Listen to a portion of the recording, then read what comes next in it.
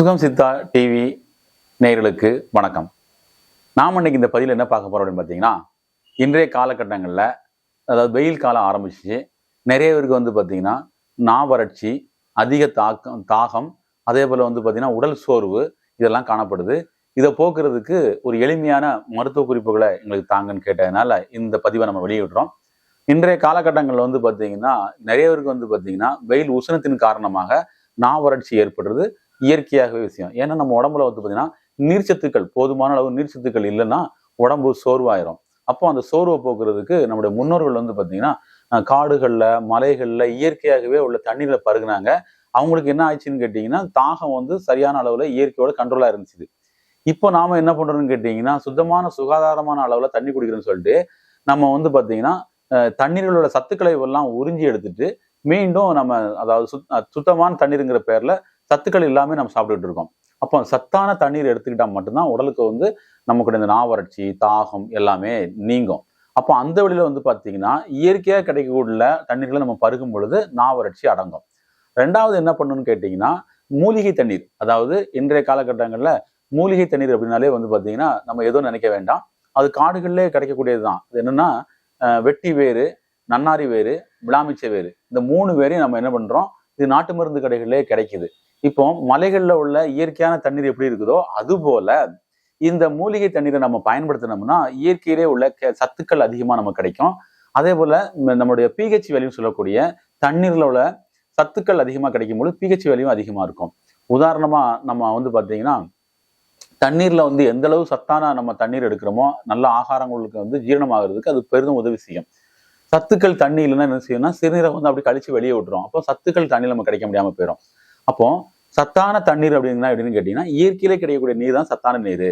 அந்த சத்தான தண்ணீர்ல பாத்தீங்கன்னா இந்த வேர்களை நம்ம கலந்து சாப்பிடும் பொழுது நம்முடைய உடல்நலம் பாதுகாக்கப்படுகிறது. அதே போல நாவறட்சி இருந்தா நீங்குது, உடல் சோர்வு நீங்குது, உடல்ல உள்ள உறுப்புகள் அதாவது எலும்புகள், மஜ்ஜைகள், அதே போல நம்ம உடம்புல பாத்தீங்கன்னா தாது வர்க்கங்கள் எல்லாமே பாத்தீங்கன்னா உடல் ஆரோக்கியமா இருக்குது.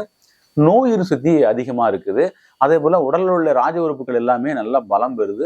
உதாரணமா சொல்ல போறோம்னா சிறுநீரகம் இருக்கு பார்த்தீங்களா, இந்த சிறுநீரகம் பார்த்தீங்கன்னா நல்லா வேலை செய்யுது. நம்முடைய நண்பர்கள் என்ன பண்ணுவாங்கன்னா இயற்கையிலே கிடைக்கக்கூடிய ஊத்து தண்ணீர் பார்த்தீங்கன்னா மருந்துகள் செய்யறதுக்கும் பயன்படுத்துவாங்க. அதே போல நம்முடைய நண்பர் ஒருவர் பார்த்தீங்கன்னா ஒரு மலையில் உள்ள ஒரு சொன நீர்னு சொல்லுவாங்க. இந்த சொன நீர்ல போய் தினமும் காலையில குளிச்சுட்டு அந்த நீரை பருகிட்டு அதுல நீர் சுத்தமா குளிச்சுட்டு வந்ததுனால அவருக்கு தோல் நோய் இருந்தது இடமே தெரியாம போயிடுச்சு. தொடர்ந்து ஒரு 3 வாரத்திலே பாத்தீங்கன்னா தோள்கள் புதுமையாக இருக்கிறத கண் கூட அனுபவிச்சாங்க. அப்போ அவருக்கு ஒரு சந்தோஷம். அதே போல மலத்து நீரை கிடைச்சதை பயன்படுத்தினாங்க. மலத்தீர்ல இருக்கிற நிறைய சத்துக்கள் அதிகமா இருக்கிறதுனால அந்த சத்துக்கள் எல்லாமே அவருக்கு கிடைக்கிற போது அவருடைய பேக் பெயின் வேகமா குறைஞ்சிருக்கிறத அவங்க உணர்ந்து சொன்னாங்க.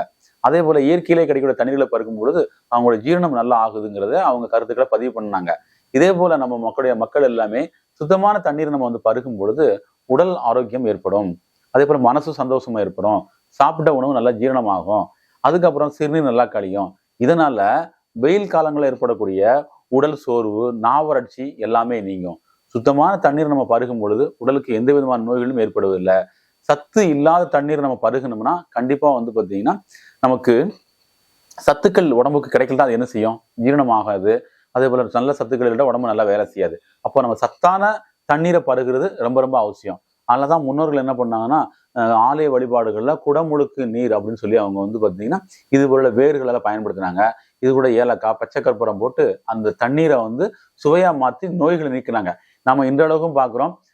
சில ஆலயங்கள்ல திருக்கோயில்கள்ல பார்த்தீங்கன்னா அவங்க கோவில்கள்ல அபிஷேகம் அப்படின்னு சொல்லி பண்ணும் பொழுது அந்த இலைய தண்ணீர்ல மாவிலை, இது நம்ம சொன்ன மூலிகைகள், ஏலக்காய், பச்சை கற்பூரம் போட்டு அந்த அபிஷேக தண்ணீரை பருகுனா நோய் போகும் அப்படிங்கிறது நம்ம இன்றளவும் தெரிஞ்ச விஷயமா பார்த்துக்கிட்டு இருக்கோம். அந்த வகையில பார்த்தீங்கன்னா நம்மளோட உடல் ஆரோக்கியத்தை மேம்படுத்துறதுக்கு சத்தான தண்ணீர் அவசியம்.